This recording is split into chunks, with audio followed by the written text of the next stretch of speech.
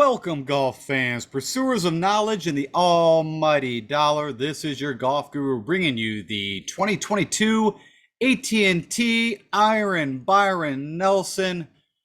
This is my picks and one and done show.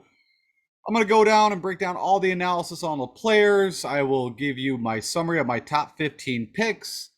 I will also give you the guys that I'm looking at from a one and done perspective. And with that said, thank you for joining me. Give me about 45 minutes and we'll get through all this information.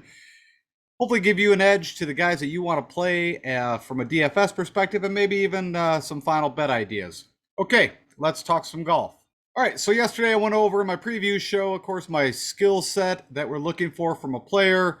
I call it how to win at this event. And this is a breakdown of my stroke gain analysis ranking. And the number one most important that shows up here, at least with the 1 year of history you have, and typically in most tournaments, is approach. I like the ball striking aspect. They got to be good with the long irons. They got to be good off the tee. And it combines approach. So I'm putting some ball striking in there into the custom model.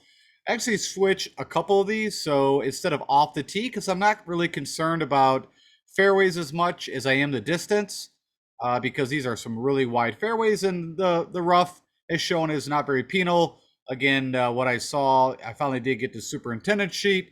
The rough should be at about 2.5 inches. Putting is always crucial, but not weighing that super heavy because that's really hard to predict. The number one proxy to the pin, as we discussed yesterday, is 200 plus. Comes in around 35%. You're going to have to crush these par fives. It's where you're going to make a lot of your hay because there is some long par fours. So I'm going to be heavily focused on the guys that gain strokes on the par fives. Also, I have in there, there's 3 long par threes. There's 4 in total, but 3 long ones that are between 200 to a little over 225. So I'm putting that in the model. There's some eagle opportunities out here. There's birdies, and these guys are going to go low. So we need to find the guys that will have the most birdie or better opportunities. So there was a couple of changes to the model. And I'll give you guys a little bit of look at that. So real quickly, I did a new recent form. A couple of reasons. One was I didn't have salaries yesterday from a DraftKings perspective. And also I made some tweaks to the model and wanted to give you guys the top 15 guys that's coming out of my custom model. And you can see the weighting. It didn't really change a whole lot. 25% on approach, 10 on ball striking, 15 on that driving distance. I want to make sure we still look at some of the guys that can putt. So there's 5% there. 10% on that proximity 200 plus. Stroke gain, the par fives, I put that at 10%. 5% on those par threes, 5% on eagles and birdies. And I actually weighted 10% on the birdie or better. And I removed the stroke gain at the par fours. I think there was 5 of them at 450 to 500. I'm not too concerned about that. So with all that said, with no filters on, these are the top 15 plays under my custom model. And Johnny Vegas, you see to the left. JT, Burns, Kitayama, Will Z, Scotty Scheffler, Swafford, DJ, Wise, McNeely, Fleetwood, Hadwin. You got Brandon Wu's been playing some good golf. My FOMO always bet is Petty Kazire, and then Adam Scott at the bottom. And then if you're curious and want to see what does that look like if we take a larger sample size of 6 tournaments, 24 rounds, that actually comes out JT, number 1, Will Z, Johnny Vegas, Kitayama, Scheffler, Matz, Hadwin, Mitchell, Jordan, Neiman, Burns, DJ, Scott, Sebastian Munoz, and the Swafford. All right, so that gets you just a little better understanding of the guys that I'll be focusing on. And then I also did what I call a simplified model, or a keep it simple, stupid model, and really just focus on 5 key areas, which also is what we use when we go over into Fantasy National and I go through all the players' information. But that's getting real heavy weighted on approach, ball striking, driving distance, the par 5, and the proximity of 200 out. So it just kind of simplifies the model, and it really doesn't change very much at all from the guys that were already identified in the previous. So that's under 12 rounds.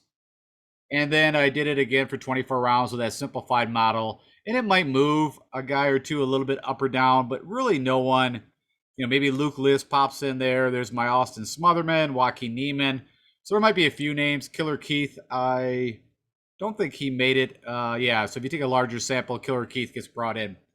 All right. With that said, I just wanted to show that and share that with you guys. Again, anything that I'm doing on myself and wanted to know, I want to share it with the community. And last but not least, I did do a little adjustments to the comparable courses. Let me share that with you real fast before we go over to Fantasy National. I added 2 courses that I did not have on. They're not listed here. So one of the courses or tournaments that I added was the CJ Cup this past summer. Of course, Rory was your winner there. And that was at the Summit Club. If you look at that actual course, I think it's a great representation of what they're going to do here. It's a par 72, over 7,400 yards, bent grass. They also scored pretty well there. And then also I added in from the FedEx Cup, if you look at the BMW Championship where they played at Caves Valley, also was a par 72, 7,400 yards, bent grass. So I added those 2 in and reran my comparable, and then this is what came out. Again, taking a larger data sample of 24 rounds. DJ, Matthew Wolf, which is very interesting, right? I mentioned him from a betting perspective. Sammy Burns, Jason Kokrak, also mentioned him from a betting perspective. I was interested in JT, Swafford, Will Z, Bubba Watson could be interesting for a little differentiation. Jordan Spieth, Matz, Xander, Vegas, Carlos Ortiz, Brooks Koepka, and Seamus Power. So those are the guys against these courses over the past 6 tournaments they played on those courses. They're all going to be different, right? You're going to have some guys like Will Z's only had 18 rounds through those courses. You're going to have some guys that didn't play in certain events, but all those courses I have listed, which would be a total of 8 comparable courses now, this is what comes out. All right, let's go jump on to Fantasy National and do a little deeper dive analysis. Okay, so I've hopped over into Fantasy National, and as always, give my little spiff. Give Fantasy National a shot. If you are doing your own analysis, I promise it'll be worth your while. Okay, so what are we looking at here? We are going to be using DraftKings pricing for these picks, but of course, all my picks you can use in any format, FanDuel, Yahoo, whatever you're interested in. As always, I'm going to be looking at recent form. I've talked about this till I'm blue in the face. But in short, I want the guys that are in the best recent form. Golf tend to, especially I feel like, maybe not the elites, but as you start to move down to the lower mid-range guys, that recent form, it's like a roller coaster on what these guys will go through. But that's pretty much for all players, I feel. You can see here I've got no filters turned on. And what we're going to be looking at is pretty much with that simplified model. I'm going to be looking at approach, which is weighted about 25-30% in this one. Ball striking, that proximity from 200 out, driving distance, and the par 5 scoring. Also, reason why I'm looking 2 points. There's a lot of strokes to be gained on these par 5s. I mentioned they're pretty simple. The ability to attack, should birdie all of them, possibly eagle at least one of them. And if you look at last year, the guys that came out on top of that leaderboard also gained a lot of strokes on the par 5. So that's also a little bit, I didn't really get into super detail on that before. And what you're going to see here is I'm actually going to show you birdie or better gained. Typically, I put up just birdies gained, but I think birdie or better, the opportunities, I think is interesting. And then over here, you got recent results and tournament history. And we've got 4 guys starting right off the bat at the 10,000 range. And I'm actually picking 2 of these guys, but with a caveat that I've got a lot of guys in the 7,000 range. So my builds are going to be a little different. And I already kind of mentioned, some of you guys are going to want to tail this, some of you not. I'm playing some plays that might not make 100% sense from a stroke game perspective, but there's my reasoning, and I'll try to explain as we go through each. But right off the bat, Scotty Scheffler, this isn't a decision from me. That I looked at Justin Thomas and Scotty, and if you're going to play a guy in the 10,000 range, of course, Scotty being local in Texas has had success there. And of course, no need to sell you on his recent form. You can see that over here, except for the players, which he had kind of that bad draw. He's been amazing. And you can see what his birdie or better gained opportunities, what he does. He ranks number 3 out of this whole field on strokes gained on par 5s. The only knock is his 200 plus out. You could say, hey, well, JT does have a better ranking at that. My reasoning is that Scotty Scheffler, his demeanor and how he approaches every tournament, I don't think he'll be looking past this. He's also going to be playing in front of some local fans and friends. I feel like he goes into every tournament, this is my own perspective, and he wants to win it. Now, I'm not saying JT is not the same. That's not why I'm doing this. I think projected ownership has got me a little bit going back to Scotty. I think some people might, not pick the number one guy or the most expensive guy, which typically that's the way I lean. Also, if I had to pick between the two when it came down to making a putt right now, I feel like Scotty Scheffler is a better chance of making, that 8 foot putt. He's shown us that time and time again. So it took me a while to kind of come to that. And I think also even with Jordan Spieth versus DJ, and not that you have to pick any guys up here into 10,000, but the way my bills are going to work, I want to get a couple of these guys and then I want to kind of go lower. And that's just the way it kind of worked out for me. So no issues with JT. Again, I'm not going to dive into any analysis on him. I think you guys are pretty well. You can see he's doing everything really well too. Almost top 10 in every area, and in approximately 200 out, he's 48th. And of course, the RBC Heritage, not the greatest showing. The putter kind of regressed. I'm going to go click on that. I want to make sure that was correct. But that's what I remember from watching. So, yeah, he really didn't gain. He was struggling a bit off the tee around the green. And then, again, nothing exciting with the putter. And you can kind of see with this putter, except for the Genesis, nothing really to write home about. But, again, it's not where he's losing 5 strokes, 3 strokes. It's been kind of, hit or miss. So with that said, yeah, like I said, I'm going to land on Scotty Scheffler there. And then, it took me a little bit to actually fall on DJ. And I've been the one that's been telling you guys for quite a while to fade DJ that, after his Masters win on 2020, it just felt like he hit the top of the pyramid and was happy and, kind of went on a hiatus, if you want to say. I mean, he was partying in the islands. We also know recently he just got married. And, some people contribute that to the RBC Heritage miscut. Long story short, I think his game is at a better place than it has been in a while. He also, still wants to play at least another 5 years on the PGA Tour, at least what he stated. He needs a win. It's been a little while. We actually go track back. His last win, I believe, would be the Masters, but I want to confirm that. Yeah. So 2020, the Masters. So he's going to need a win here to get into the Tournament of Champions. All the other things that, come along with, having a win secured, FedEx. So this is a great place for him to come. I think the course sets up amazingly for him. Out of these 4 top guys right now, I think let's go take a look. We'll verify this. I think he's the best putter out of all of them. Over his, 12 months, he's gained on bent.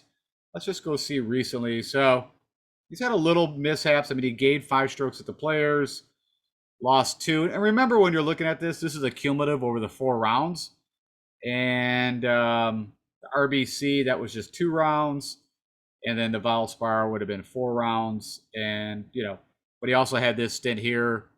This was, I guess, towards the ends of the FedEx, and then the CJ Cup, that's on bent.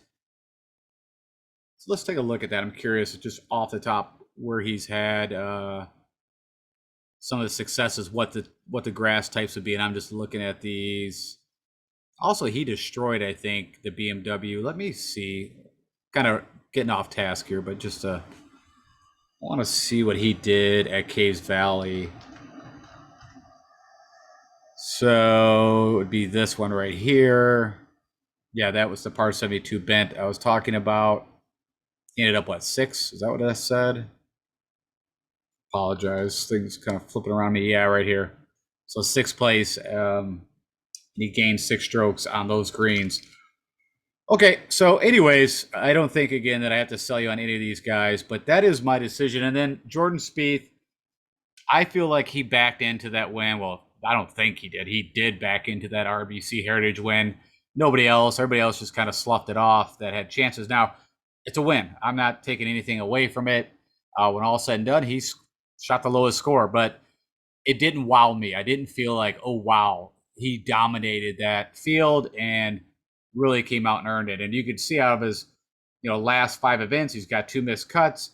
I'm just still not 100% sold that he's still not maybe worrying more about the golf swing than maybe, attacking the course. I mean, I'm just not comfortable with his game at this point. He could go out. I mean, it's. I'm going to tell you guys right now, from a one and done perspective, I'm thinking about using him. There's many reasons for that. So I guess there's a high side that he could come out in top five of this thing, and there's a little of me that kind of says he could be, somewhere in the 20s to 30s, and for that price tag, he's pretty much got to give you a top 10 minimum to pay that off from a DFS perspective. So this is where you're gonna have to make your decisions. This is where I'm falling, is taking 2 out of these 10, but then you'll kind of see why that is. All right, Hideki, of course, had a pretty good showing at the Masters. For me, he was still having, I believe, what was it, wrist issues or neck issues? I forgot now. He could be 100%. I don't have, he withdrew from the Valero with that issue. I'm sure he is by now. It's been quite a bit of time to rest and relax and heal, and there's no reason not to play him. It's not a terrible price tag either. If you look at his par 5 score, and I believe over 24 rounds, it definitely gets better than that. I guess it comes down to, you could also state, hey, he's had a win at the Masters and a 14th, where that's bent greens, very tough and fast bent greens. So there's some reasons you can make a case for Hideki Matsuyama. And again, depending on how many lineups you're playing, and this is specifically talking about the larger GPP. What these picks for me are for. This isn't exactly a cash lineup. I feel like you could probably take my top 10 guys and use them in cash and be fine. But I'm looking at some different edges, some different ways to construct for the large GPP, $20 entry. I think it's 200K tournament. All right. You get to Xander, of course. He's got the win with Cantlay, if you want to count that, at the Zurich. I'm not counting it in my head. I want to see Xander go out and win on his own merit. It's been a while, right? Tournament of Champions, I believe, or the Tour Championship. What the heck is his last? I always confuse those. I don't think it's Century. I think it's, let's take a look here. Yeah, Tournament of Champions. So it is a Century Tournament of Champions. Yeah, it's back in 2019. So again, this course could set up very well for Xander. You can see again, I'm not too concerned about the players. A little bit concerned about that Masters. But maybe the Zurich's got him right. Maybe he comes out and just lights the world on fire. I'm kind of falling over to Mr. Sam Burns here. I just want to check something. Okay, I want to make sure my comp courses weren't still turned on.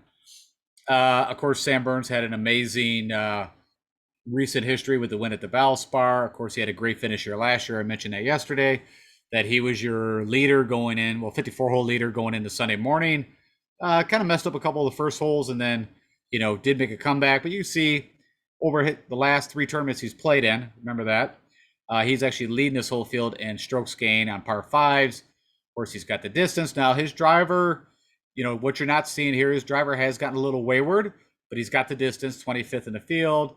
Pretty good from that 200 plus, and ball striking and approach. Approach has been excellent. Top 5 in the field. You can see he's getting a ton of opportunities to make birdies or eagles.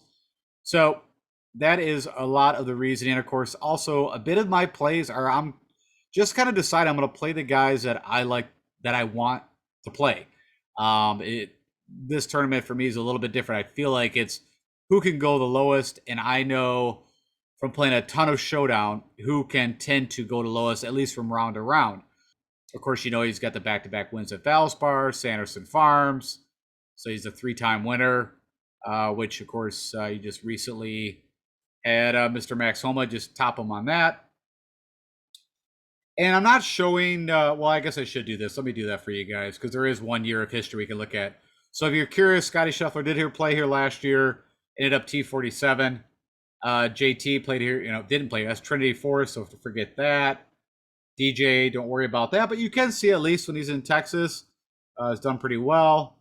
Jordan Spieth, of course, here last year at a T9. A lot of that was done with the putter. And Hideki played here last year at a T39. And Xander, that doesn't matter. That was a cut, but at a different course. Okay, I wanted to get you up to date on that. Of course, I mentioned Sam Burns had a second place here last year. I'm a big Sam Burns fan. This is not Bermuda. Typically, we always say, hey, Sam Burns, Bermuda Burns. But if we look, he's just a good putter. And anytime you can combine all those skills, it's kind of funny. Sam Burns and Max Homa, I think are very similar. And if you look, let me do this real quick. So typically, this has been just recent, but around the green is where Mr. Sammy Burns will struggle. Typically, a very good putter, very good on approach, very good off the tee. So there's some very likelesses, but you can see both those guys, even like a Victor Hovland, have if you're hitting greens all the time, your around the green game doesn't have to be that great. Woolsey, one of the guys I think that has a very good chance of winning this tournament. I would play him in one and done if I had him available, but I spent him. I have no idea now. I'd have to go back and look. But I'm going to recommend him for you guys for one and done when we get to the end of this. But you can see just an amazing elite ball striker, does everything the best that I want. It's, what is that putter going to do? Getting a ton of opportunities. Played here last year, had a T17. Let me click on Wilsey real quick here. Just want to see what he's been doing. Yeah, so you can see it's the putter. I mean, it just screams. Once he gets that kind of figured out, and I just want to see where he's had his best putting outings. So that's POA, that's Bermuda, that's Bermuda, that's Bermuda, POA, Bermuda. Let me take a look. That would be what? Whistling. So Winged Foot, that was bent. So that was one positive for the bent. Let's see if we can get a couple more here. That would be POA, Bermuda. There's bent. So that's true. I forgot, of course, the Masters, and I've watched them. So, like Hideki, it doesn't make no rhyme or reason to me on why Hideki and Will Z actually putt well on the greens at Augusta. Couple of the known, from a stroke game perspective, worst putters, or not good putters, but when they show up at Augusta, they've got those greens figured out. It kind of goes against everything that from a stroke gain analysis. And when you're doing this kind of like, you put guys in a certain box, like, okay, this guy does this very well. But then, like I said, they go to the Augusta and away they go. So I really like Wilsey is the short of it. I'm going to whip through some of these guys in the middles. Like I said, I'm not playing. I don't know if I'm playing one guy. Okay, well, of course, I'm playing Burns and Wilsey, but I'm not playing the rest of these guys in the nines. Joaquin Niemann, let's go take a look real quick. I mean, great ball striker. I mean, you could almost throw him a little bit in the Will Z camp. Typically, as the putter will go, he will go. Koepka, I don't know. I'm just wait and see. Wait till we get to a major again. Let's see how that works out. Tommy Fleetwood's an interesting play. I think from an ownership play, again, from a GPP perspective, if I build more than like 10 lineups, I will kind of mix and match. I think these guys, I'm not knocking that they're a terrible play on any of these guys. I'll let you know if I come across a horrific for the price play, but I'm trying to pick the guys that I want the best. So Tommy Fleetwood, nope. And Adam Scott, again, does the things that we like. It'll come down to putter for him. I think Gooch is interesting. So it took me a little bit to kind of pick between Gooch and Vegas. What really struck me was that what Vegas's irons have been doing. As you see, he's ranked number 1 in the field, as I showed you guys over the last 3 tournaments. And, he's in that kind of, T4, teen. Everything makes sense here for him to have a really good finish. You can see he had a T9 here last year. So, you can see from a stroke gain perspective,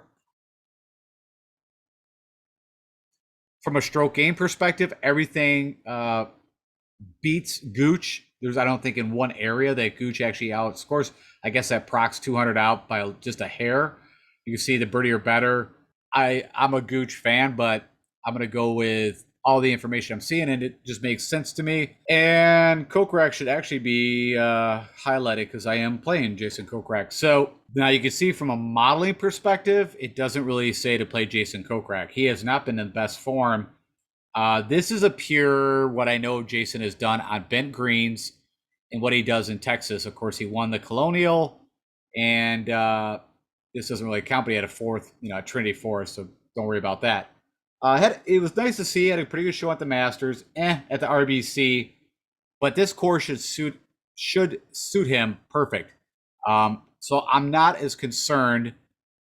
We go take a look real quick. We'll dive into Kokrak. Of course, he's got the length. Usually has the accuracy, but that's been a little question. You can see the putter This is still kind of pulling up quite a bit of history there. If you just quickly go to where his best rounds. So this is what actually kind of pointed me. Well, now the Summit Club, this was different. This is Shadow Creek, but that's bent greens too. He's had some of his better putting outings on bent greens. So that's also, of course, Charles Schwab. He gained 5. If that putter does what it can do, he could be a nice play. And also, I think projected ownership is what's also kind of pointing me a little bit towards Jason Kokrak. You know, the Gooch is at 14. Of course, Vegas right now is at 19. We'll see how that all works out. Jason Day, no, thank you. I didn't tell you guys, but I actually put a lineup together. So I had 11 lineups in the large GPP $20 game last for the Wells Fargo. I was going to tweet it out, but I didn't. So once in a while, I'll go against everything and build a lineup that just is nowhere where I'm aiming, just to see. And kind of funny enough, it was Jason Day, Ricky Fowler, Patrick Reed, and I'm trying to think of the other guys that I threw in there. But it was kind of like this old school lineup that, no, I didn't put Garcia in there. It doesn't matter. Long story short, it actually was leading after day one. And I kind of laughed. Now, once it all settled out, when Sunday came, of course, the lineups that I did the analysis and that I, felt were the good lineups is how it kind of worked out. So, okay, so moving down. So no on Jason Day, Aaron Wise. I think everybody's kind of waiting for him to break through. Of course, his only win on a tour was at the AT&T Byron Nelson, but it was on Trinity Forest. That's back in 2018. He's been playing really good golf, and it's the same thing with him, right? Elite ball striker. What is that putter going to do? Let's go take just one quick look. I mean, the one thing that I'm most curious about is where have they had. So you can see recently he has been gaining with the putter. I just wanted to see. So that was Bermuda, Trinity Forest. St. Jude, that's bent. Okay, sorry. That was at Firestone. I thought that was, 2018. Okay, so that was bent. That's Bermuda. That's bent. POA, 2018 Northern Trust. That's POA, Kiowa. All right. So I just wanted to see where Aaron Wise might have had some of his better putting outings. It's very hit or miss with him. There you can see the win way back.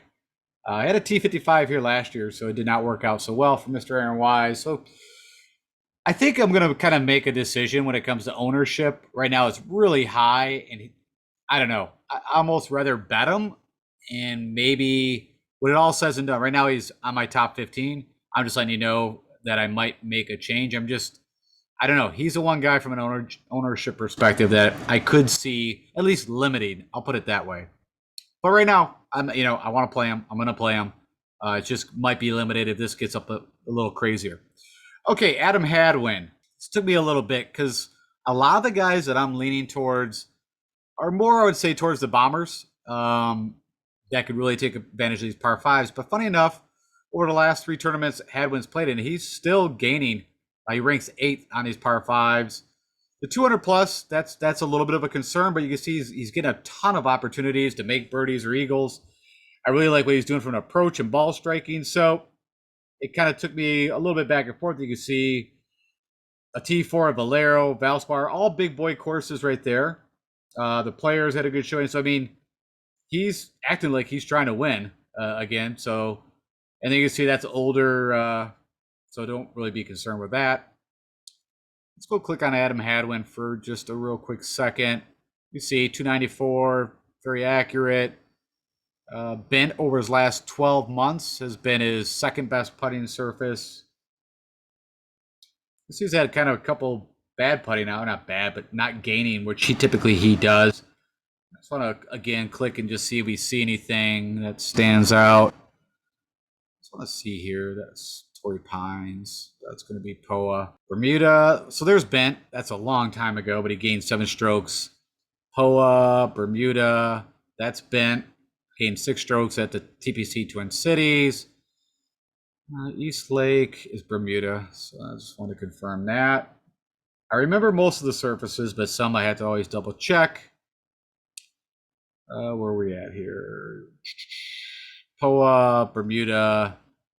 No clue what they played there. That's been at the Glen Abbey. Pretty easy track, to say the least. All right, so he's probably a little bit unique out of, if you look at the rest of my guys, kind of all distance elite ball strikers, very up and down with the putter, where I feel like Adam Hadwin's short game is pretty solid. All right, Cameron Champ, of course, it lives in Texas. I actually bet him outright. Actually, that just kind of came to me the more I thought about it. And it could be, I told you guys I bet him at Mexico Open. And of course, he fell apart, whatever it was on, after the sixth, seventh hole on the Sunday, had that double bogey, kind of just put him out of it. But he gets his one win per year. And I think this is a good setup for him. I told you guys also that I was really on him at the Valero, funny enough, at his home course, and he missed the cut. So there you go, right? But everything's kind of says to me, typically, he's pretty good from 200 out. Of course, leads in driving distance in this field. It's the irons, man. If he gets just decent irons, he could be deadly. And the putter, still has to do his thing. But he did win at TPC Twin Cities last year, and that was banned. You can see he gained almost 7 strokes at the Mexico Open, which is crazy. So that almost should tell me to run the other way, because the odds of him having a solid putting weekend again, we'll see. I don't know. Anyways, that's Bermuda, bent. What was that? Past Palm? Yeah. And then Tournament of Champions, I believe that's Bermuda, yeah. Kapalua.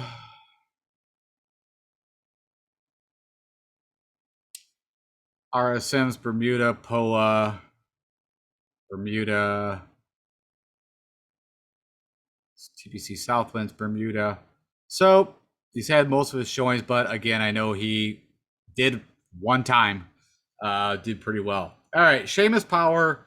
I actually don't have an issue. He actually had a good showing here last year. Oh, let's go look at that. So he had a T55 Cameron Champ did last year here. Seamus had a T9 at this course. You can see, though, he's been getting it done to some degree. Missed a cut at the Wells Fargo, but we don't have stroke gain on the Masters, but the players and then so it's pulling in, a bit of his missed cuts. So don't let this kind of fool you. I don't think Seamus is a bad play. I might pop him in here or there, again, depending on my lines I put. Honestly, though, I'd probably rather play Noren now that I kind of think about it. So probably Seamus is going to be a bit of a fade for me this week. I'm a big Seamus fan, but the skill set I'm looking at, yeah, I'm leaning a different way, I guess. So you can see here, Alex Noren had a T21 here last year.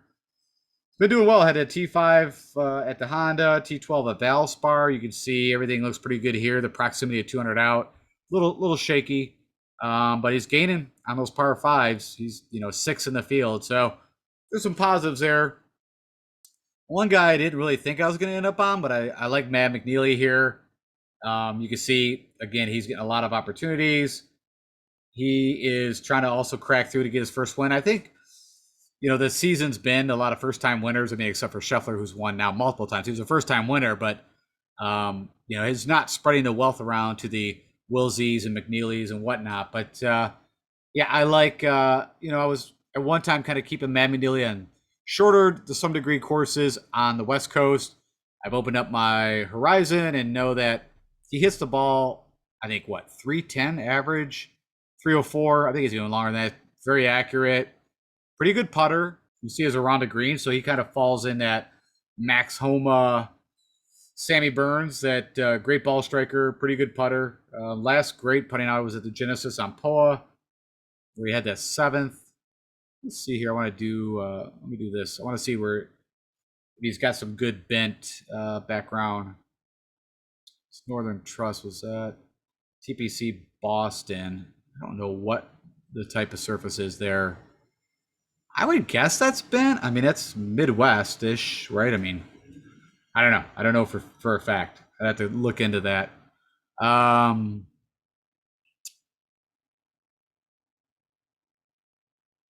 Sorry, just scanning through to see if I see anything that pops out. Not really. But you can see it's saying here over his past 12 months, he does gain on bent. So we'll go with that. But anyways, I like Matt McNeely. Let's go kind of scroll down. Leishman, actually, I want to check this because when I was watching, I think his first day, at the Wells Fargo, he was actually gaining with his putter. And I kind of said that's why I was sticking away from him because his putter was not as well, but he lost off the tee, lost around the green, which that's kind of crazy. Usually he's very good around the green. But no, thank you, the Leashman. Siwoo Kim could do fine here. Again, it's just kind of planting your flag where you want to go. Davis Riley. You can see Kuchar, I think I showed on my preview show, has done very well in Texas. Has been on a bit of a heater here, a T16, a second, a third, and a T17 here last year. You can see he's getting birdier better. I mean, this doesn't look fantastic, but everything else looks good, so no reason not to. I'm actually on Lanto. Of course, he's got his one win is in Texas at the CC of Houston, I believe it was. I don't think it was Memorial Park. I think it was at the Country Club of Houston, or Golf Club of Houston to be specific. But he's been putting some real nice rounds together. And I was kind of hoping he's going to be a little sneaky, but it doesn't look like he's that sneaky right now at 7,700. You know, he's had these two good showings here. I think people are seeing what I've been seeing on Sundays, getting some more opportunities as of late. Let's go click on Lanto real quick. See, Bent's actually his best putting surface. Yeah, so he's been firing. Ball striking's been pretty good, especially over his last two events, gaining a little bit with the putter. Again, around the green, he kind of falls apart a little bit. Of course, there's a win at the Houston Open. See where else he's done his damage. The Amex, Wells Fargo. So that's bent greens. That's not that long ago. Don't even remember that. Okay, I'm a moron. I was thinking that was last year. So that's the recent Wells Fargo. See if anything stands out. He had that little CJ Cup Zozo run that past summer. Let's see, is this Olympia Fields? But it's bent. I mean, again, it's kind of funny. That's the one key thing I'm just kind of looking with these guys is have they had some good outings on bent. So he did well. That's not a bad two. I could have thrown that in there. Shadow Creek. I think that played around 7,500 yards. It was pretty long. It was almost that reconstruction of Augusta and in Vegas. All right. Anyways, I think that's enough. I like Lanto, and I'm going that route. All right. No issues with Harmon's. Been playing some good golf. You can see that here. Mito Pierre, I looked long and hard. I think he fits kind of the mold. It's just I feel like he can't go low enough. He just doesn't score enough. Now, it could all come together, and he could just light it up. But on average, I feel like if a tournament, I think when he wins, it's going to be something under, definitely 1,500. I feel like this is going to be, there's a little bit of wind in the forecast for sure. I think for sure on Thursday or Friday. But I think these guys are going to go pretty low here. Again, a 20 under up. So the guy that I know that will go low can also go high, but Sebastian Munoz, right, played at North Texas. So you could kind of pull the local angle there. He's been playing solid. I mean, you can see a lot of nice finishes. Had a T55 here last year. It's funny, a few of the guys that I've selecting, I've noticed had 50 T55. So I don't know. That might be telling me something. But anyway, Sebastian Munoz. Of course, I tell you guys, I always bet him first round leader. It's just kind of lock it in, see what happens. It hasn't been paying off for a while. It's been putting a little bit better. Irons have been decent off the tee. It's amazing he gained a ton at the Genesis. Just could not putt. So that's typical right there. Of course, his win is at the Sanderson Farms. Not a terrible comparable. I mean, you need distance. It's a par 72, 7,400 yards, but it's Bermuda. One of his better putting outings ever was this past Charles Schwab, which was on bent. He gained 10 strokes. I think he also did that. The John Deere was bent. He gained 3. So he's had some success on bent. Not that was a key factor. I mean, really, it was just what I know he can do from a scoring perspective. So yeah, I like some Sebastian Munoz. Straka's going to be interesting, right? I mean, I think he burned a lot of us. I think he missed a cut right by a stroke, and I don't know if it happened on the 18th. I forgot now. But yeah, no issues not to play Seb. I've kind of noticed that I'm just going to go with my guys this week and let the chips fall where they may. Bubba, I already told you, could be kind of a sneaky leverage play. And Killer Keith, he missed that cut at the Wells Fargo that burned a lot of us. But I think everybody, you can see his projected ownership still up there. He does everything we want. I'm not giving up on Killer Keith right now.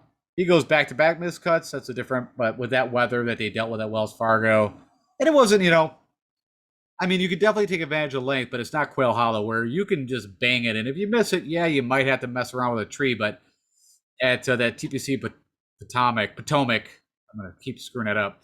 TPC Potomac, if you got wayward, you're in trouble. You weren't just chipping out. All right, kind of move through some of these a little faster. Kisner, no. Occasionally, your past winner.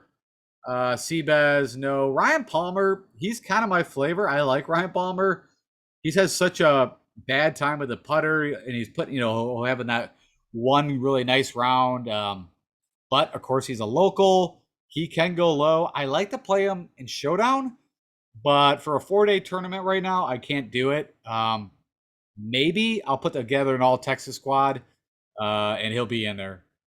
Ian Poulter just, hasn't been up to snuff, and even the putter's not been where it's at.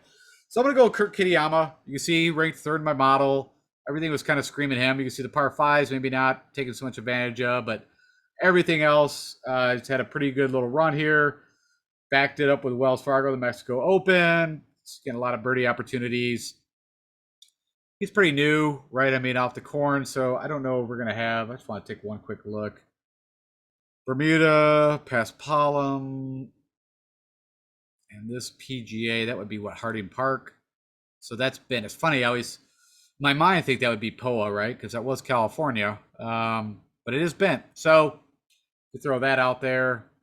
Matthew Neesmith, I bet him, and no reason not to play him. I think it's a good place to play him. I mean, especially, so it wasn't Valero, it was Valspar. I think I might have misspoke yesterday. I was in between the two that he had a good showing. But really, I look at those courses are pretty similar on what you need from a task, and I would put this course right there with it, but easier. So no reason not to play Matthew Neesmith. I like CT Pan, but I mean, again, there was only so many. I'm actually going back to Luke List, which, he does everything that I'm looking for. And yeah, so I like Luke. And I'm trying to figure out. Oh, okay. Actually, I take that back. So Luke was in the. I don't think he made the cut. Okay, my last two picks are probably going to be, well, one will be a little off and one. So you guys already know. My long shot was Matthew Wolff. This is, I mean, you can see right now it says projected ownership. I'll be curious if that is actually that high. There is so many reasons why you would not go with Matthew Wolff, but there's enough that if you watch Matthew Wolff through his last couple of years or whatever, so right, his one and only win, I mentioned this, is on bent greens. He can destroy par fives. He used to be the best at this proximity 200 out. I'm gonna do something just for fun. Bear with me. Okay. So that's what I wanted to show you guys. So I pulled up the past 36 rounds, and he ranked 200th, or I'm sorry, 200 plus out. He ranks 8th. So I know his skill set. I know what he can do very well. He's a good putter. He can be elite driving the ball. He has room here to spray it. So I feel okay about that. He's got one of the best driving distance. And it can be very good with his iron. So long story short, he hasn't played here, I guess, ever. But yeah, this is my flyer, my differentiator guy. And then last but not least, Patty Gazire had a good showing here last year. Had a T3. This is where he had his shot. Probably what cost me a lot of betting money was I saw him nipping. It was like, Colonial, Charles Schwab, and here, and just couldn't get it done. So I'm jumping back on the Patty Gazire. I bet him. Oh, that's pulling up a lot of older data. Let me go back and switch back to the 12. I apologize. Just a second. Okay, so Patty Kazire, I wanted to switch the data back to the recent 3 tournaments. So he's still really good. You guys all know, like I said, I'm a big fan of Patty Kazire. I don't know what it is I have for those guys that sometimes really good putters in short game, but can fall apart. But you can see approach has been good.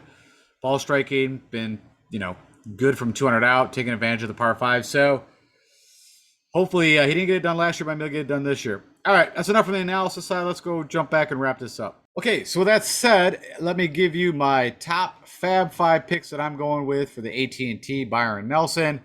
Number 1, I'm sticking with Scotty Scheffler, man. Let's see how that all works out. I stuck with him in the Masters. A lot of people jumped off him. I think his ownership in the big game was like literally 5%. It was crazy. But yeah, I'm sticking with Scotty. I like DJ, so kind of mix it up a little bit at the top. And then my next guy in will be Will Z, Sammy Burns, and then Mr. Wise. So, I mean, Burns, great showing here last year. Will Z could definitely get his first win here.